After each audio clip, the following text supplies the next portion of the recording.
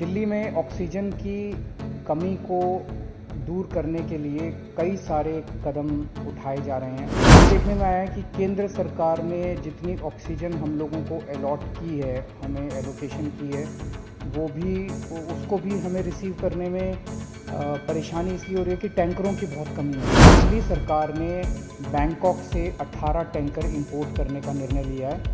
ये टैंकर कल से आने चालू हो जाएंगे और केंद्र सरकार से हमने इसके लिए एयरफोर्स के प्लेन्स देने के लिए रिक्वेस्ट की।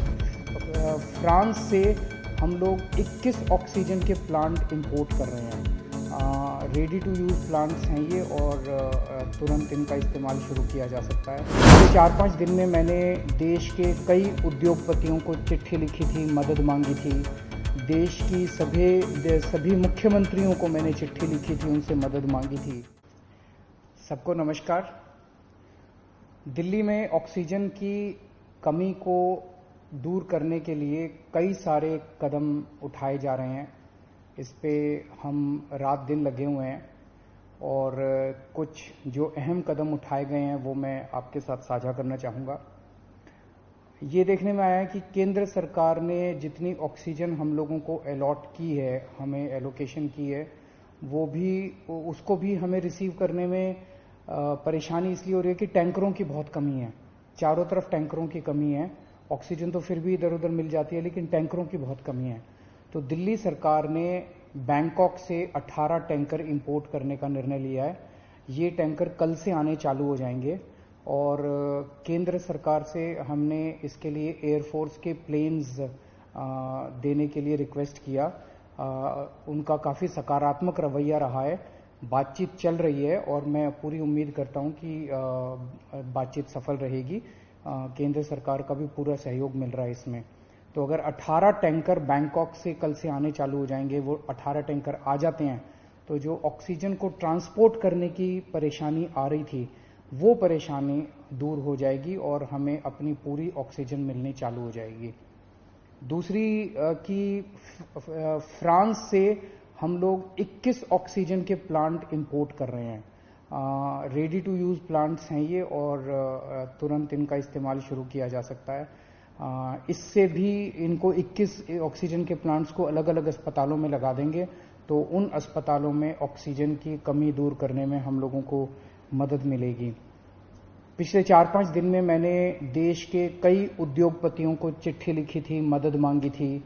देश की सभी मुख्यमंत्रियों को मैंने चिट्ठी लिखी थी, उनसे मदद मांगी थी और हमें बहुत जबरदस्त सहयोग मिल रहा है।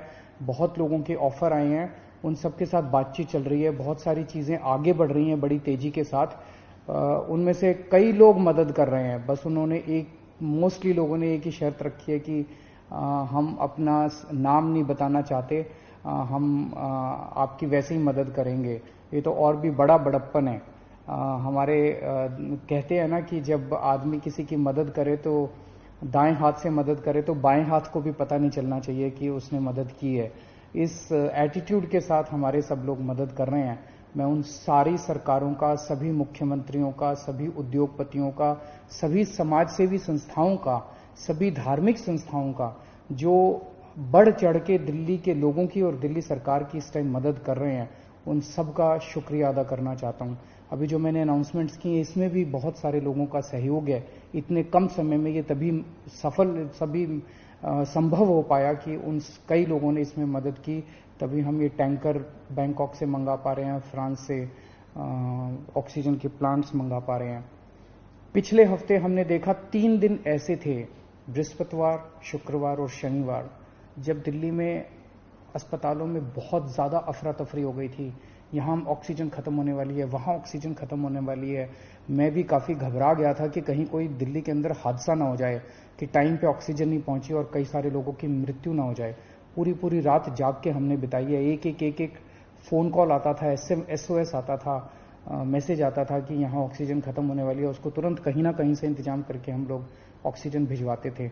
लेकिन उसके बाद से स्थिति में काफी सुधार हुआ है। पिछले 2 दिन में आप देखेंगे कि इस किस्म के SOS मैसेजेस अस्पतालों के, मैं ये नहीं कह रहा बिल्कुल नहीं आ रहे, अभी भी मैं देखता रहता हूं पढ़ता रहता हूँ, एक दो अस्पताल दिन में उनका आता रहता है कि यहाँ ऑक्सीजन पहुँचने में देरी हो गई, यहाँ ऑक्सीजन। लेकिन जो हालत बृहस्पति, शुक्र और शनि को थी, बिल्कुल पागलपन वाली हालत, ऐसी पिछले 2-3 दिन में अब नहीं है। और इसके लिए दिल्ली सरकार और केंद्र सरकार की टीम्स ने बैठ के, दोनों के अफसरों की टीम्स ने बैठ के बहुत मेहनत की है। कई सारे इश्यूज थे इसके ट्रांसपोर्टेशन को लेके, और वो बहुत सारे इश्यूज थे जो सॉर्ट आउट किए गए हैं। मैं केंद्र सरकार के उन सभी अधिकारियों का और केंद्र सरकार का तहे दिल से शुक्रिया अदा करना चाहता हूं, जिन्होंने इस कठिन घड़ी में हम लोगों का सहयोग किया। और आज सुबह केंद्र सरकार ने केंद्र सरकार भी इंपोर्ट कर रही है कई सारे टैंकर्स दिल्ली के लिए। 5 अलग से टैंकर केंद्र सरकार ने हमें दिए हैं, उसके लिए भी मैं केंद्र सरकार का शुक्रिया अदा करना चाहता हूं। अगले 1 महीने के अंदर दिल्ली में हम 44 ऑक्सीजन के प्लांट्स लगाने जा रहे हैं, 44। इसमें 8 प्लांट्स केंद्र सरकार लगा रही है, वो कुछ बीच में डिले हो गया था, जो भी कारण रहे, लेकिन अब उम्मीद है कि 30 अप्रैल तक ये शायद 8 प्लांट्स लग के तैयार हो जाएंगे। और 36 प्लांट्स ऑक्सीजन के दिल्ली सरकार लगा रही है, जिसमें से मैंने बताया जैसे आपको 21 प्लांट्स फ्रांस से आ रहे हैं और बाकी 15 प्लांट्स हमारे देश के हैं। तो 36 ऑक्सीजन के प्लांट्स अगले 1 महीने के अंदर दिल्ली सरकार लगा रही है। इन 44 प्लांट्स को अलग अलग अस्पतालों में जब लगाया जाएगा तो उससे ऑक्सीजन की सप्लाई काफी इंप्रूव होगी। एक ये देखने में आ रहा है कि ये वाली जो वेव आई है ये ज्यादा खतरनाक है।